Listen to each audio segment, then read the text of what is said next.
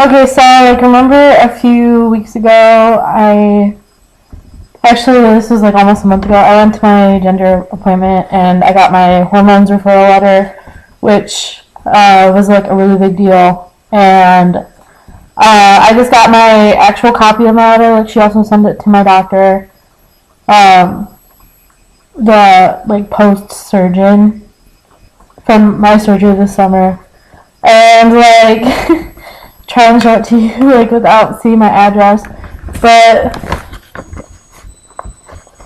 it says Blake on it, like on the envelope, and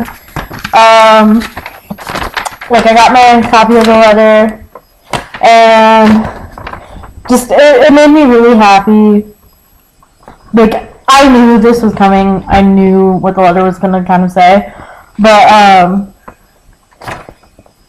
having my therapist refer to me even on my hormone letter as Mr. just it's a big deal. So like my letter says, I evaluated Mr. Cursat for gender identity concerns on October 9th, 2012. The purpose of this letter is to provide certification that, in my professional opinion, Mr. Cursat is an appropriate candidate from a psychological standpoint for a cross-sex hormone therapy trial. And the reason we put it as trial is because I don't have a lot of money right now, so we're trying to do 3 months on, see how it affects me, like make sure like yes, this is what I want to do. And she's like, you're gonna love it, but also to like kind of give my parents time to adjust and then go off for 3 months and then go back on for 3 months. But this letter is good. Like you just have to have one letter, so it's not like when I start in 3 months after going off, like then I have to go get another letter. I don't have to do that. So, and then it says, this qualification is based on both severe persistent gender dysphoria associated with his female birth and on his cross-gender identification. So basically, I am transgender. I have the diagnosis. This is not a phase. This isn't going away. I really just like, I'm tempted to like frame this. Like that sounds horrible, but like this is just like the first steps, like concrete steps. Like now I actually have like physical letter saying, yeah, okay, Blake is a man, deal with it. Mr. Cassant reported that he has been diagnosed with polycystic ovarian syndrome, which is commonly associated with gender dysphoria, and then he had a hysterectomy and unilateral ovarectomy. Basically, I had my ovary, one of my ovaries and my uterus taken out. And basically, the only reason she put that in there is for insurance. Because, again, like, I'm broke.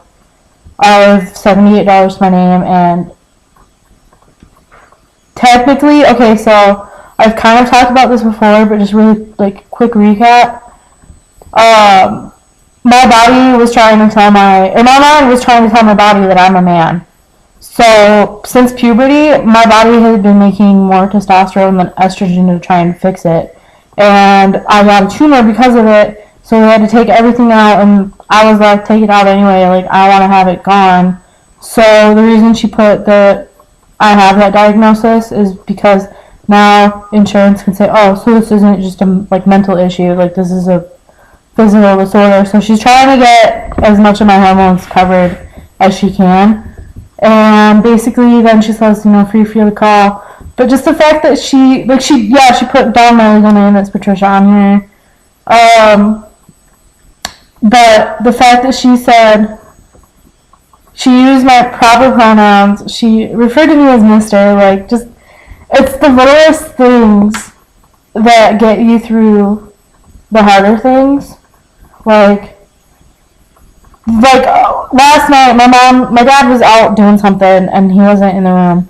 But my mom says, oh, thank you, ma'am, you're so nice. And I just kind of, I've told my mom, like, I understand you're going to slip up.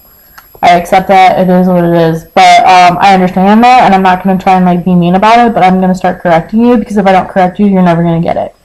And so I just was like, hey, I'm not a man. And she was like, oh gosh, I'm so sorry, Blake, I didn't mean to offend you. And I was like, I'm not offended, I'm just, a friendly reminder. But, when people refer to me as a man, when people see me as a man, I feel so much better. Like, looking at this letter, especially because I'm getting emotional again, and it's probably freaking hormones I'm on right now to try and stabilize everything before I can get on testosterone. But anyway, like having a physical copy of my letter saying, yeah, this is real, this is legit, this isn't going away. It's especially because going into this summer, I didn't think that I would ever going to be able to do this because of my health. And in a way, I'm so grateful that I had a tumor because it was like a huge wake-up call on how I was living my life. And also because now, like, I got my baby maker taken out, like, that's what I referred to it as. That was a huge step in transitioning. And I'm a lot healthier now because of it. I feel a lot better. But just also knowing that all the issues that I've had with depression and everything else stems back to not being treated. And now I'm getting treated. And she just, she got me into this group in Charlotte, near, like, an hour away from where I live. I've been talking to, like, trans guys in the area. Some of them are already on hormones, one of them isn't, so, like, we're transitioning at similar times. But just the fact that she does this for me, like,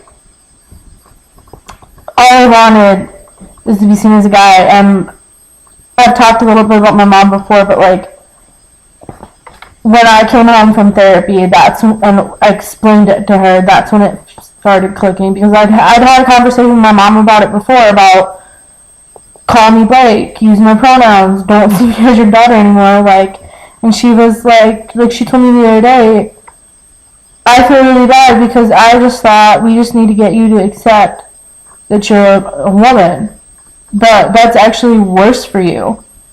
Like, I need to learn to accept that you're a man. So she's been trying, and I feel so much better about it. Like, it is what it is. We're moving forward. We have a plan in place. My dad is not the most supportive about it. My sisters kind of joke with me that I'm their sister brother, but I got my hormone letter today, and February 19th will be 1 year out as trans, and right around that time I'm gonna take my first shot of testosterone, and I'm gonna start moving forward with processes. And I just keep staring at this letter, like, where it says that I'm a mom. It's just like, oh man, it feels really good. So that's where I'm at. I'm gonna go finish my homework, but I just thought I'd share with you guys. Yeah. Sorry this was so long. Bye.